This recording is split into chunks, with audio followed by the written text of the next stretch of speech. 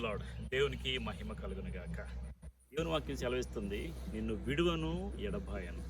తల్లి మరిచిన, తండ్రి మరిచిన, నేను మాత్రం విడువనని చెప్పిన దేవుడు, వాగ్దానం చేసిన దేవుడు, నమ్మకమైన దేవుడు. కాబట్టి ఆయన ఎప్పుడు కూడా మనల్ని విడిచిపెట్టేవాడు కాదు. ఒక్కొక్కసారి తల్లి విడిచిపెట్టవచ్చు, ఒక్కొక్కసారి తండ్రి విడిచిపెట్టవచ్చు, ఒక్కొక్క స్నేహితులు విడిచిపెట్టవచ్చు. కానీ మన దేవుడు మనల్ని ఎప్పుడు విడివడు, ఎడబాయడు.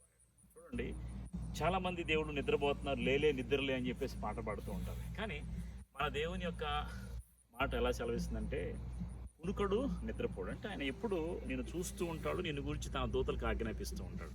కాబట్టి ఆయన ఎప్పుడు కూడా నిన్ను గమనిస్తున్నాడు, నిన్ను చూస్తున్నాడు, నీ ప్రతి కష్టాన్ని చూస్తున్నాడని ఎరిగి ఆయనకి అప్పగించుకో, ప్రార్థన చేయి. ఎప్పుడు విడిచిపెట్టడు. దేవుని యొక్క పరిశుద్ధాత్మ సన్నిధి తోడు నీతో ఉండాలని ఎప్పుడు దేవుని అడుగు. దేవా నాతో ఉండు, నాతో మాట్లాడు, నన్ను నడిపించు అని ఎప్పుడైతే నువ్వు ప్రార్థన చేస్తావో అప్పుడల్లా ఖచ్చితంగా నీ దేవుడు నీ తోడుగా ఉండి నిన్ను నడిపిస్తూ ఉంటాడు.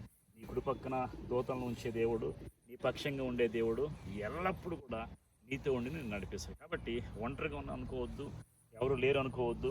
ఒంటరి అయిన వాడిని 10,000 మంది చేస్తానన్న దేవుడు, అలాంటి దేవుడు నీకున్నాడని ఎరిగి ప్రార్థన చేయి. నా దేవుడు నాతో ఉన్నాడని దేవుని నమ్మి, ప్రభు నాతో ఉండని దేవుని నమ్మి దేవుని ప్రార్థన చేయండి. ఖచ్చితంగా దేవుడు నీతో ఉండి నేను నడిపిస్తాడు.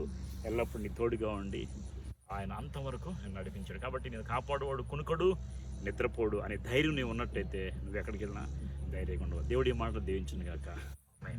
Thank you.